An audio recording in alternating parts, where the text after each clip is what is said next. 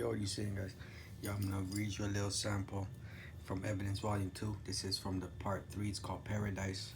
And Volume 2, Part 3, called Paradise. And this is basically when I went to the Dominican Republic. It was the first time seeing the beach. The year before, I was fucking, I might have did life in jail. Then I was on the life range. I could have got killed. Like, I never thought I was gonna see a beach again, you know? And yeah, this is like 18 years later. I finally get to see the beach from. It's like 20 years after I started working in my country. You know what I'm saying? And I thought I'd never see the beach again. But this wasn't in my country, but Dominican Republic, white sand beaches, palm trees is fucking amazing. And yeah, bro, it's a dream come true for me. I know for people born here in America, they go everywhere all the time. It's no big deal. But where I come from, people are still in the same slum I left them in 30 years later, you know? But yeah, let me read this. Do a little sample from there. Let me see here. Yeah, so okay, let's go from here.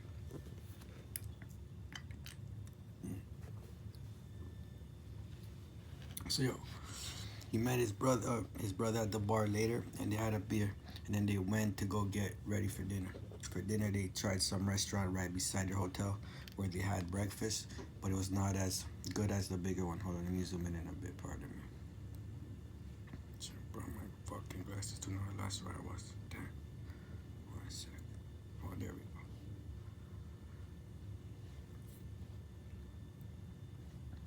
So they tried the same restaurant right before the hotel where they had breakfast, but it was not as good as the bigger main one at the entrance of the resort. Still good though, no complaints. They went to the bar after dinner and relaxed. Pete told Dre, "This is the third night, bro. It's all you can drink and I didn't abuse it yet. I'm getting smashed tonight, fuck it." "Why not?" replied Dre. They were at the bar that was built on top and in the center of the third pool. They ordered, this was, what's the name of it? I can't remember the place, but anyways. They're on top of they're at the bar that was, fuck, I'm tripping. They're at the bar that was built on top and in the center of the third pool. They ordered some daiquiris and they drank all kinds of drinks with fancy names that would cost around $10 a piece in Toronto. Tequila, Sunrise, Sex on the Beach, and who remembers how many others. The night program started and it was funny and entertaining as usual. The hotel workers were great, speaking in heavy accented English, then German, then French, so all the tourists understood what was going on. It was a great effort, poor guys. God bless them too. But in that country, those jobs are not that bad, considering you are having fun with tourists all day and partying at the clubs, pools, beach, and doing fun activities. It is better and more fun than selling drugs and other negative, self-destructive things, that's for sure. About 10 p.m., P realized the alcohol was not doing much yet, so he decided to step it up a notch and just take shots of tequila straight till he started feeling it a bit more. He ordered at the bar. He ordered at the. Hold on. He ordered, and the bartender ran out of shot glasses, so he was giving him regular glasses half filled.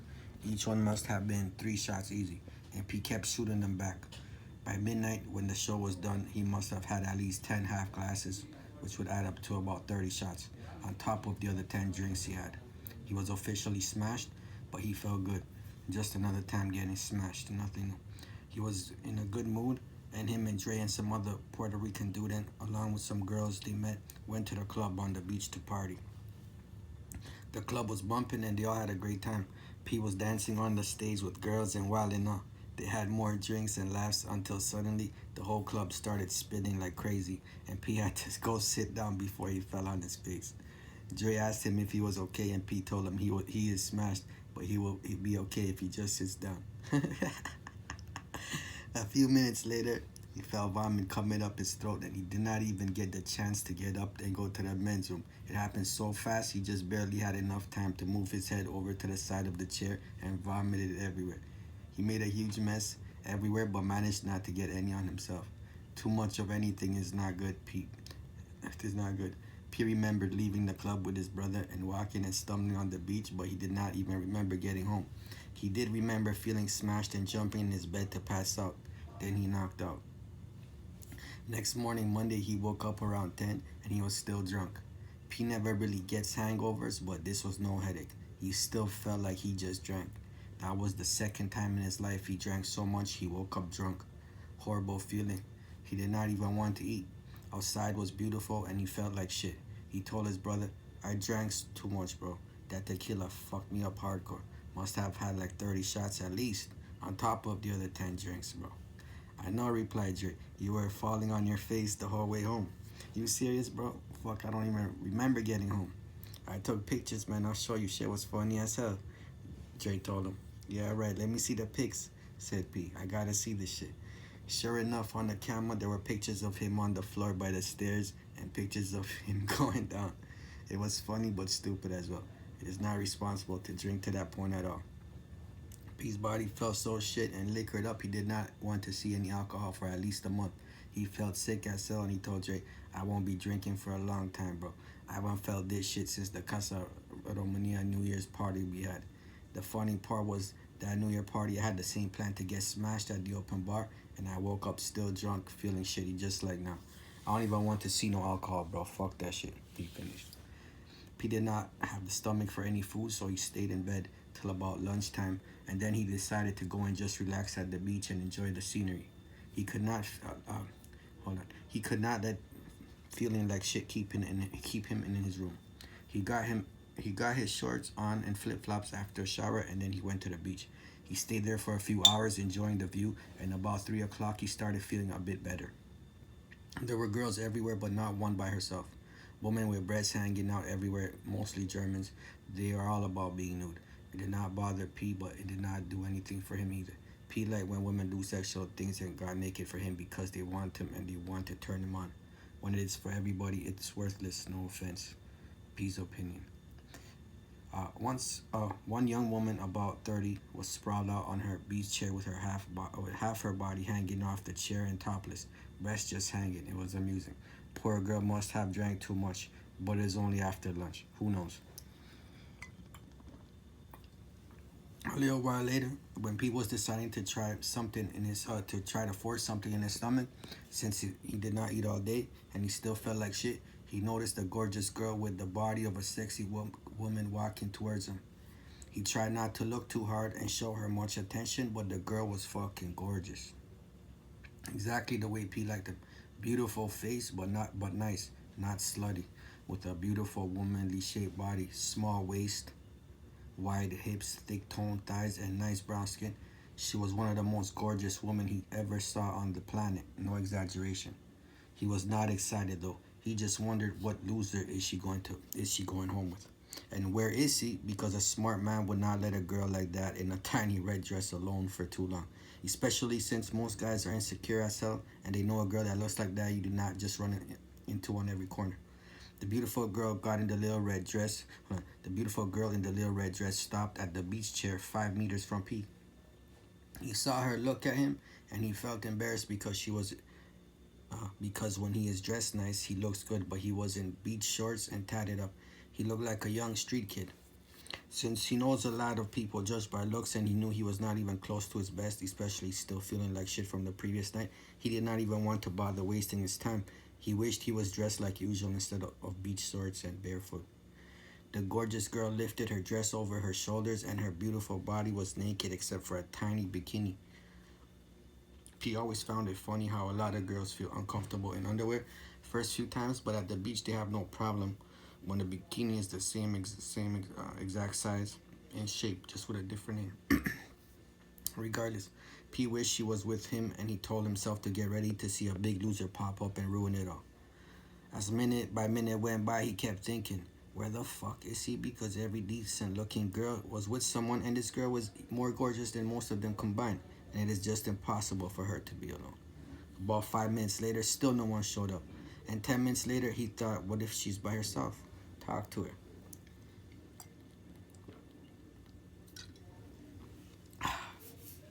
He never approaches women normally, especially when they are good looking, because pretty girls have been chased by tens of guys each day since they were 10. So by the time they are 20, most of them hate getting approached, and P knows that from experience with previous pretty girls, female friends he had. He really wanted to talk to her and get to know her better, but the way he looked, he was so sure the gorgeous girl would not even look at him twice. He felt the time was running out, and he had this huge feeling that if he did not say something, he might never see her again, and then he would feel like the biggest loser on the planet and regret it. He decided to say something and get hold on. He decided better to say something and get rejected than to not talking to her at all and feel like an even bigger loser and regretting it for the rest of the trip, if not his life. So P said, fuck it. It's now or never. He looked at her and said, Hola mami, ¿cómo estás? She smiled and replied, Bien, ¿y tú? Muy bien, said P, and he asked her, ¿Hablas inglés? She replied, Sí, un poquito. That's great, P told her. But the wind picked up and she did not hear him. So he got up and sat beside her and said, I said that's great because my Spanish isn't so great. She smiled and told and said she smiled and said her English was not that good either. He asked her from what country she is visiting and she said that she was not a tourist and she lives up the street. He said, Yeah, right. I thought you were from Venezuela. Where's your husband? I thought you were from Venezuela. Where's your husband or boyfriend? She replied, What husband or boyfriend? He told her, I don't know. That's why I'm asking. Where are your friends then? She answered, What friends? So you mean you're here by yourself? Asked P in disbelief. Yes, the gorgeous young woman replied. P was shocked and said, That's crazy. I was expecting some loser to pop up and spoil the moment. She laughed and said, No, it's just me. That's great, said P with a big smile. Me llama P, ¿cómo se llama usted? She replied, Erika. Encantado, P responded. I'm very glad I came to say hi. Do you come here often? I haven't seen you before. She told him she comes sometimes after work to relax and she lives close by. Just then, out of nowhere, it started to pour cats and dogs everywhere. It's cats and dogs. Everyone grabbed their stuff, including them, and they ran inside the restaurant a few meters away. This is the first rain I've seen here so far, he told her. So where are you from? Asked Erika. I'm from Romania, but at 7 and 91, I was sponsored to Toronto, Canada, P replied. They continued talking, and P was so happy that he spoke to her when he did because his feeling was right that time was running out. And if he did not say anything to her then, she would have left home when it started pouring minutes later. So he thanked God he did. If he waited 2 minutes more, it would have been too late. For any for anyone reading this book, regardless what your goal is or what you want to achieve, it's better to try and fail than to not try at all and have a huge regret. Better to be a failure than a that tried than a loser that didn't have the courage to. But the only real failure is failing to do. They spoke for a good hour and Dre showed up. So P introduced his older brother to his new friend and he was impressed. They all spoke for a while and then Dre left and P told him he'll meet him at the hotel later when he drops off his new friend. Erica, I don't know why I changed it. I was gonna change it, but I'm like, no, I'm gonna put her real name. Her real name was Erica because why not put her real name? I don't even know her last name, but God bless her. If she hears this or reads her book, at least she knows I'm talking about her. You know what I'm saying? So I don't know. I guess this is not the final version. I edited. If you see there, I don't know. I fucked that up, but after that, anyways, but her name's Erica. Anyway, so Erica told him she works for a company that rented her a villa and gave her a car to get to and from work. He thought she seemed like a really nice woman and she seemed to be educated as well, which was great. She spoke better English than he spoke Spanish back then, and he thanked God she did because all the time he spent with his little brother and with his family in their home, he didn't even bother learning how to speak. He understood a lot because Spanish comes from Latin like Romanian, and many words are similar or the same, but he was not able to construct sentences, so he was happy that he was able to communicate with one of the most gorgeous women he ever met. Education, knowledge, and wisdom are beautiful. They can turn barbarians into world leaders, the British, and they can open all doors for anyone that possesses them. They spoke up for a while longer, and the rain did not stop, so Erica told P that she will be going home, and she offered him a ride. Peace Hotel was right on the beach, but she did not know that, and the resort was huge, at least a kilometer from beach to end. He said, Sure, thank you. Her car was in the parking lot. They got in and she drove up the street. He could not believe she even spoke to him looking like a young street kid with tattoos, shorts, and slippers, but he was not complaining. He thanked God for speaking to her when he did before the rain came. She drove about 2 minutes and right where the front entrance to Peace Resort was, she pulled into the left into a driveway of a villa. She put the car in a park. She put the car in park and shut it off and got her stuff to get out. So Pete got out as well, and she started towards the steps of the villa, which he was just realizing must be where she lives. And she turned around and asked him, "Are you dangerous?" P replied, "Sometimes, but never with women or kids, and I never hurt or do anything to hurt you." So she turned and kept going up the steps.